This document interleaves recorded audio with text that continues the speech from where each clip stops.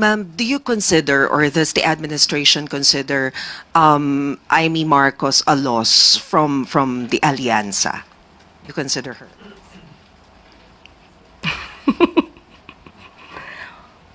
Wala po ako masabi. Inamin ni Senator Amy Marcos na nagalit sa kanya si Pangulong Bongbong Marcos matapos niyang ituloy ang pagdinig ng Senado kaugnay ng arrest warrant ng ICC laban kay dating Pangulong Rodrigo Duterte.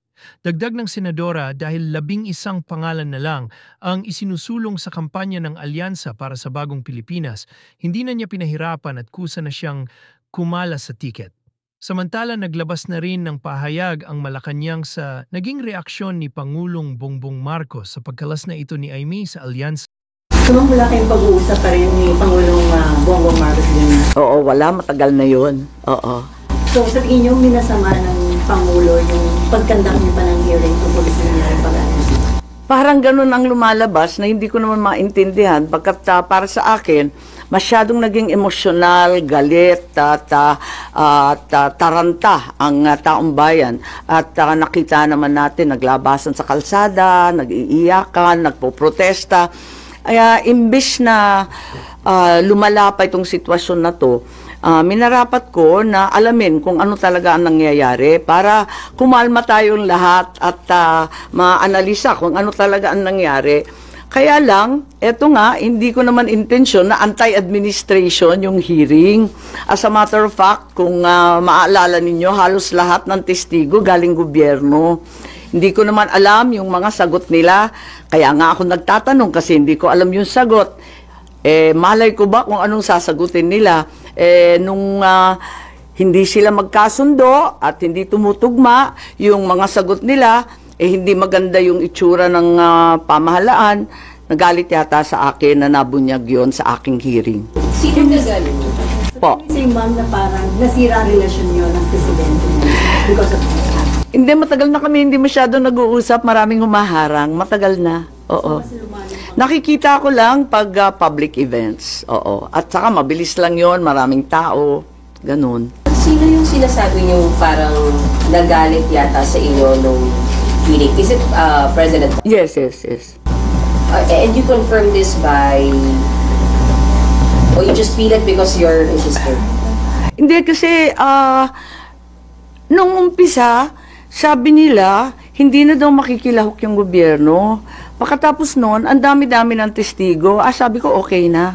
Ang dami-dami, nagpapadagdag pa nga sila ng pangalan, nagpadagdag pa nga sila ng upuan, kinapos pa nga tayo ng pagkain. Handain nila 3 kwarto tayo, di ba? Tapos, akala ko, prepared na prepared. Sabi ko, ayos to. Nagulat naman ako nung nagalit na nga kasi nga siguro hindi nagkakasundo. Yung mga sagot, hindi tumutugma. Hindi ko nakasalanan yun. Malay ko ba kung anong isasagot nila? Ngayon, paano nagalit? Kasi naalanganin na ako, hindi ako napunta. Gusto ko pa naman, over-prepared na nga ako pumunta doon sa Tacloban rally. Hindi ako pumunta. Tapos, mabuti na lang pala hindi ako pumunta at hindi na ako binanggit. Kaya ako nalaman. Hindi, sa Cavite and Laguna ka lang hindi binanggit. Sa Tacloban lang nabanggit pa. Nabanggit pa. Ganun. Mali. O di... So, aaten po pala sa Tacloban? Nabanggit pa po. Ay, ganun. Hindi ko na maalala. Sa totoo lang, hindi ko masyadong tinututukan yung kampanya. Nandito ako sa investigasyon. Parang naisantabi na, nakatutok talaga ako dito para malaman kung ano pa. Ma'am, yung hindi pagbanggit ng Pangulo sa inyo last campaigns, Cavite, Laguna, you take it as mukhang masama loob sa inyo? Yeah, okay lang. Walang problema. Kasi nga sabi ko, nakatutok naman ako dito. Hindi naman na eleksyon, kampanya, politika ang pinaka-importante. Nangingibabaw sa akin itong mga dagok sa ating kalayaan, sa ating soberanya.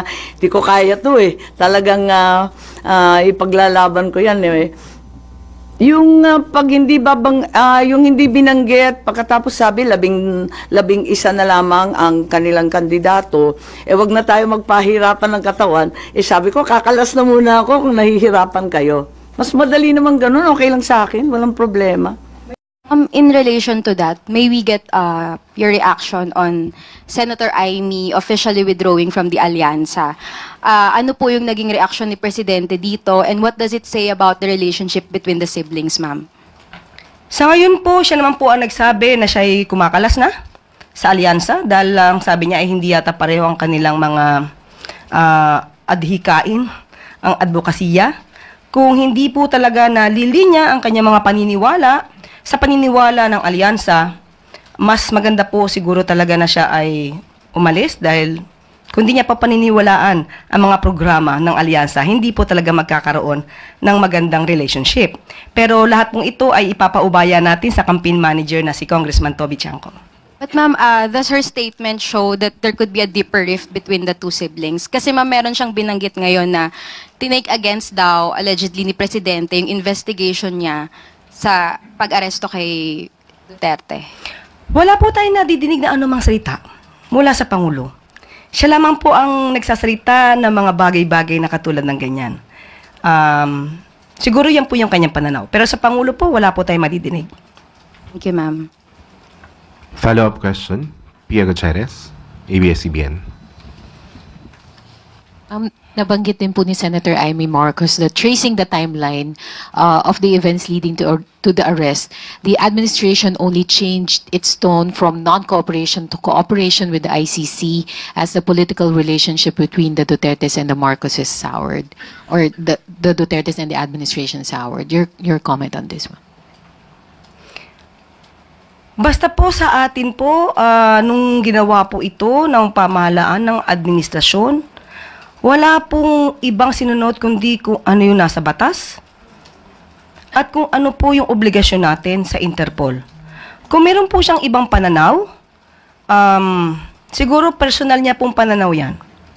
Kung meron siyang ibang naiimbestigahan, sabi nga po natin, maging patas ang kanyang pag-iimbestiga. Imbestigahan din po niya, gawin niya rin pong resource person hanggat maaari. Yung naniniwala sa ginawa ng administrasyon na isurrender ang dating Pangulong Duterte sa ICC. So again, ma'am, it didn't have anything to do with the relationship between the Marcoses and the Dutertes, yung naging pag-arrest. Wala po tayong pine-personal dito. Kung ano lang po ang sinasabi ulit ng batas at kung ano yung nagiging obligasyon natin at magiging commitment natin sa Interpol, yun lamang po ang ating gagawin. Wala pong personalan dito. Follow-up question from Maricel Halili, TV5. Ma'am, do you consider, or does the administration consider, Amy Marcos a loss from the Alyansa? You consider her?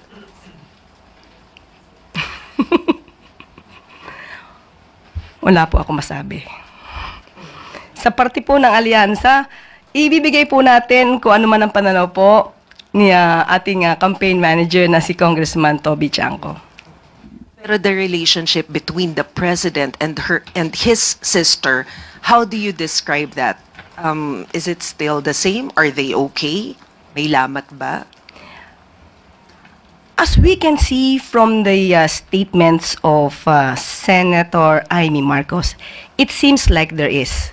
But on the part of the president, we cannot say that there's a rift between the relationship, in the relationship of the two siblings.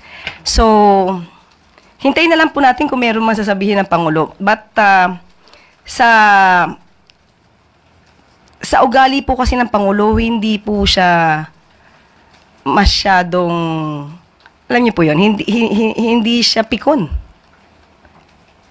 Kaya kahit anong banat, kahit nakita na niyo po si Senator Amy Marcos na nandoon sa Maisog Rally habang binabanggit ng dating Pangulong Duterte ang paninira sa kanya, kay PBBM, wala po tayong nadinig. Wala rin po tayong nadinig na anumang hinanakit kung meron man mula sa Pangulo para sa kanyang kapatid.